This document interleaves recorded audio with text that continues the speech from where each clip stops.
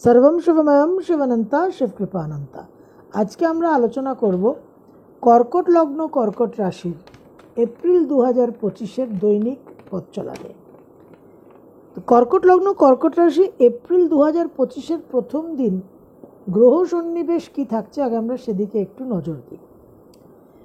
আপনাদের লগ্নের দ্বাদশে থাকছে মঙ্গল, মিথুন রাশিতে মার্গী গতিতে। লগ্নের একাদশে থাকছে বৃহস্পতি, বৃষ রাশিতে মার্গী গতিতে। লগ্নের দশম ভাবে থাকছে চন্দ্র, মেষ রাশিতে। নবম ভাবে মীন রাশিতে থাকছে তুঙ্গস্থ বক্রী শুক্র, নিচস্থ বক্রী বুধ, রবি, শনি এবং রাহু। এটা মীন রাশিতে আপনাদের নবম ভাবে। এবং আপনাদের তৃতীয় ভাবে কন্যা রাশিতে থাকছে কেতু। অর্থাৎ আপনাদের তৃতীয় এবং নবম ভাবকে, থার্ড অ্যান্ড নাইন্থ অ্যাক্সিসকে অবলম্বন করে কালসর্পযোগ সংগঠিত হয়ে আছে। এই কালসর্পযোগ 29 মার্চ থেকে 28 জুলাই অবধি সংগঠিত হয়ে থাকবে। দুটো গ্রহণ, চন্দ্রগ্রহণ এবং সূর্যগ্রহণ আপনাদের রাশি লগ্নের অধিপতি গ্রহকে অবলম্বন করে ওয়ান অফ দ্য কি প্লেয়ার্স। এবং তারপর মেজর ট্রানজিট, গ্রহরাজ শনির সঞ্চার। এই সময়ে একটা বিশেষ সেন্সিটিভ এবং ভালনারেবল টাইম। মন দুর্বল, স্পর্শকাতর, সংবেদনশীল হবে, চট করে প্রভাবিত হবে, চট করে আক্রমণ করা যাবে মনকে। একটা খুব সাসেপ্টেবল টাইম। সুতরাং নিজেদের যতটা বিচ্ছিন্ন রাখা যায় মেন্টালি, তার মানে কি? তার মানে একটু নন রিঅ্যাক্টিভ হওয়া, রেসপন্ড না করা, একটা ইম্পোজড আইসোলেশন, যেটা কোয়ারেন্টাইন বলা হয়। অসুস্থতার পর পার্টিকুলারলি এই যেগুলো সংক্রামক রোগ হয়, চিকেন পক্স এর মতো যেগুলো ইনফেকশন কন্টেজিয়াস বলে, তারপরে মানুষ চিকেন পক্স সেরে গেলেও মানুষকে 15 থেকে 21 দিন আলাদা রাখা হয়, তো যাতে অন্য মানুষের সেই রোগটা ছোঁয়া না লাগে। তো সেই রকম একটু আমাদের ইম্পোজড আইসোলেশনের কিন্তু একটা প্রয়োজনীয়তা আছে। এবং প্রোটোকল প্র্যাকটিস, যেটা আমরা কোভিডের সময় করতাম, স্যানিটাইজ করা, মাস্ক পরা, সোশ্যাল ডিস্টেন্সিং, তখন কিন্তু অভিযোগ করেও, ঘ্যান ঘ্যান করেও, বিরক্তি প্রকাশ করেও কোনো লাভ নেই, কারণ ওটা করতেই হবে। ম্যান্ডেটরি, নন নেগোশিয়েবল, অপরিহার্য, আবশ্যক। তো সেই রকম এই সময়েও কিন্তু আমাদের একটু এই সজাগতা, সাবধানতাটা একটা প্রোটোকল, সব কিছু ব্যাপারে pros and cons, checks and balance maintain করে চলা ভেরি ভেরি ইম্পর্ট্যান্ট। এবং 30 মার্চ থেকে 7 এপ্রিল যে চৈত্র নবরাত্রি, সেটা কিন্তু অতি অবশ্যই পূর্ণ মাত্রায় পালন করার চেষ্টা করবেন।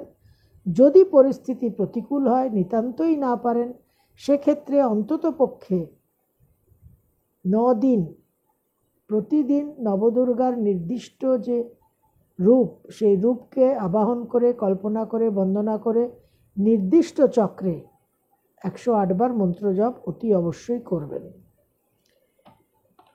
তো গ্রহ সন্নিবেশ 1 এপ্রিলের পর কিভাবে পরিবর্তন হচ্ছে সেদিকে আমরা একটু নজর দিই। 1 to 13 এপ্রিল অর্থাৎ মাসের প্রথমার্ধে আপনাদের দ্বিতীয়পতি রবি মীন রাশিতে অবস্থান করে থাকছে কালসর্পযোগের অ্যাক্সিসে, রবি এবং রাহুকে সঙ্গে নিয়ে। সুতরাং আপনাদের কিছু নামযশ হানি হওয়া, আত্মীয় কুটুম্বের সঙ্গে কিছু বিরোধিতা, কিছু ভুল বোঝাবুঝি, বাবার সঙ্গে কিছু সমস্যা, এবং কর্মক্ষেত্রে ম্যানেজমেন্ট এবং বসের সঙ্গে কিছু মতানৈক্য হওয়ার, মতভেদ হওয়ার সম্ভাবনা থাকছে। 13ই এপ্রিল থেকে 30শে এপ্রিল অর্থাৎ মাসের দ্বিতীয়ার্ধে রবি আপনাদের মেষ রাশিতে সঞ্চার করবে, দশমভাবে তুঙ্গস্থ হবে। এই ফেজটা কিন্তু আপনাদের জন্য অনেকটা বেটার। আপনারা কর্মক্ষেত্রে অনেক এনার্জি, অনেক অ্যাক্টিভিটি এবং অনেক সাফল্য লাভ করার আশা করতে পারেন।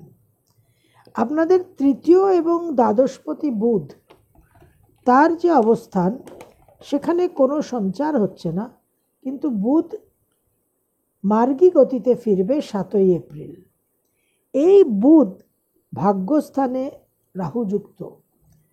কোনো না কোনোভাবে বুধের একটা রাহুর প্রভাবের কারণে একটা কোনো ভুল সিদ্ধান্ত নেওয়ার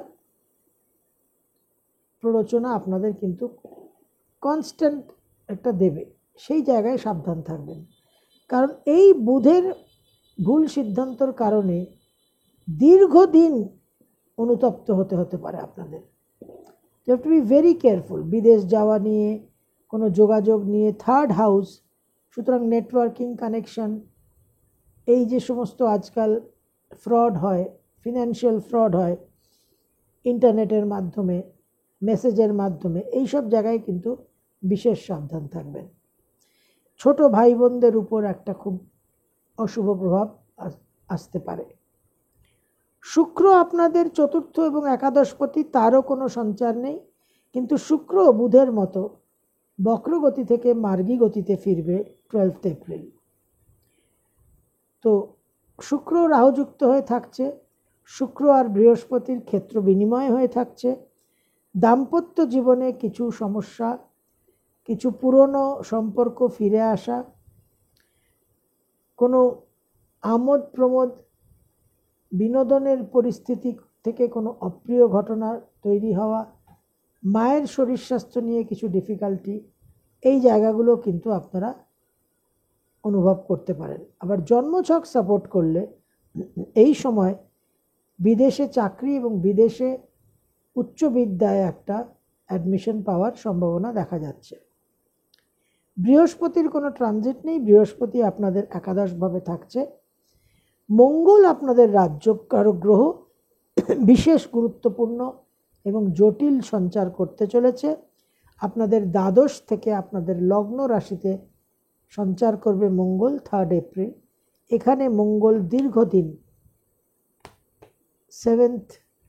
6-7 জুন অবধি অবস্থান করে থাকবে। এই মঙ্গলের উপর রাহুর প্রভাব থাকছে। বিশেষভাবে কিন্তু চোট, আঘাত, অ্যাক্সিডেন্টের একটা সম্ভাবনা, সজাগ সতর্ক থাকবেন। তবে সঠিকভাবে যদি মঙ্গলকে নিয়ন্ত্রণ করে অঙ্কুশ লাগিয়ে মঙ্গলের এনার্জিকে ব্যবহার করতে পারেন, তাহলে পঞ্চম এবং দশমপতি লগ্নে এটা কিন্তু বিশেষ রাজযোগ। তো এই লগ্নে রাজ্যকারক গ্রহের অবস্থান আপনাদের জন্মছক সাপোর্ট করলে বিশেষভাবে কর্মোন্নতি, বিশেষভাবে সন্তানের কিছু সাফল্য এবং নিজেদের জীবনে একটা ভাগ্যোন্নতির কিন্তু সময় তৈরি হতে পারে। এবার জন্মছকে আপনাদের দশা কি দিশা দেখাচ্ছে সেটাও কিন্তু ইম্পর্ট্যান্ট। মাসের প্রথম দিন 1 এপ্রিল 2025 বিশেষভাবে মনের মধ্যে উৎসাহ, উদ্যম এবং কর্মক্ষেত্রে সেই উৎসাহ উদ্যম প্রয়োগ করে বিশেষভাবে কিন্তু আপনারা সাফল্য লাভ করতে পারেন, নামযশ বৃদ্ধি হতে পারে। 2 and 3 এপ্রিল 2025 কর্কট লগ্ন, কর্কট রাশির জন্য বিশেষ শুভ সময়।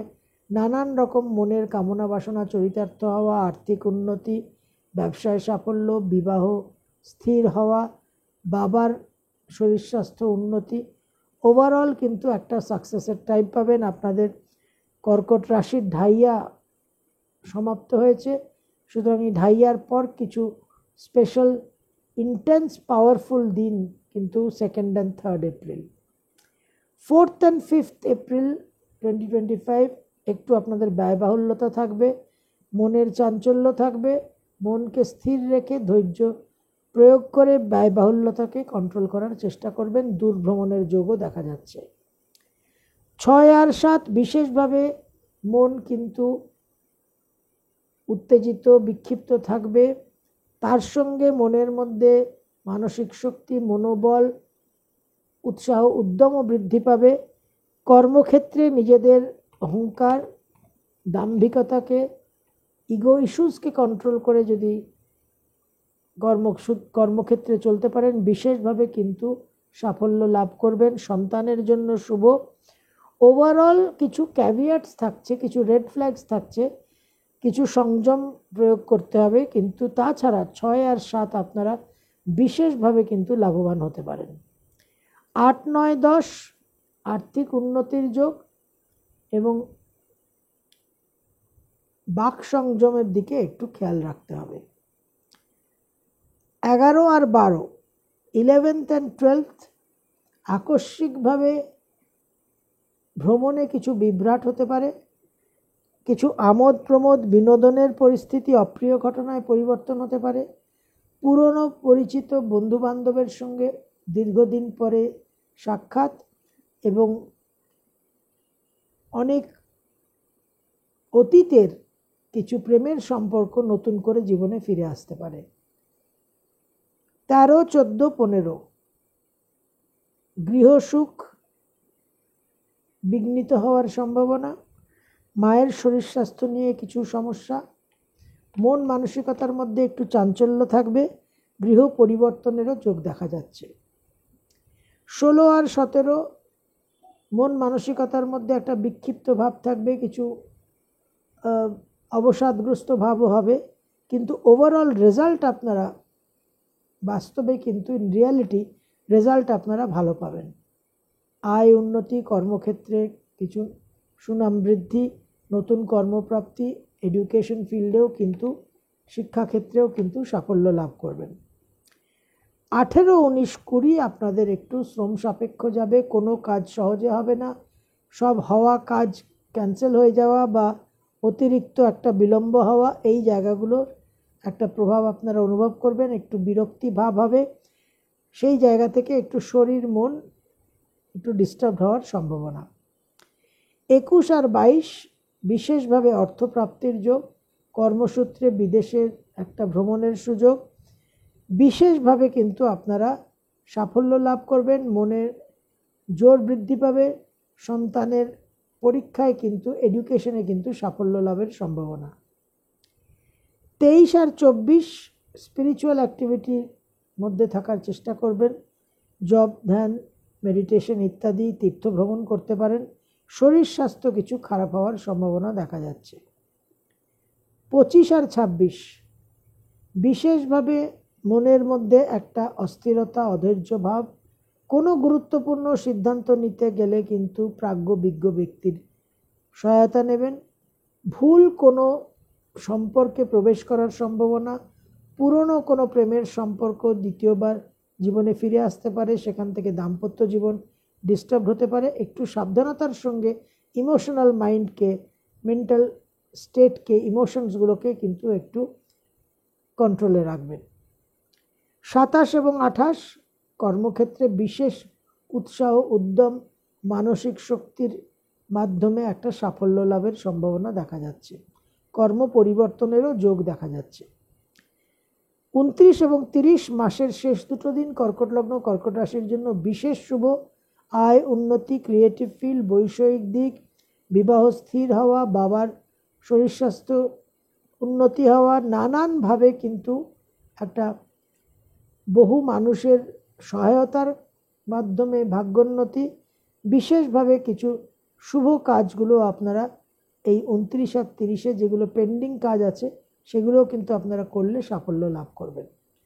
তো ওভারঅল কর্কট লগ্ন, কর্কট রাশি আপনাদের দীর্ঘদিন 2.5 বছর শনির ঢাইয়ার একটা প্রভাব আপনাদের জীবনে চলেছে, যথেষ্ট কষ্ট, যথেষ্ট কঠিন সময়, তারপর একটা রিলিজের তো মানুষ অবশ্যই আশা করে, এটা একটা ন্যায্য আমাদের কাছে একটা আমরা প্রত্যাশা করি, কিন্তু গ্রহরা 9টা গ্রহ বিভিন্নভাবে তাদের মুভমেন্ট চলছে, তো টেকনিক্যালি ঢাইয়া ওভার হয়ে গেলেও যেহেতু সৌরমণ্ডলে 2 মাস ধরে কালসর্পযোগ সংগঠিত থাকবে 28শে জুলাই অবধি, এবং আপনাদের ভাগ্যস্থানকে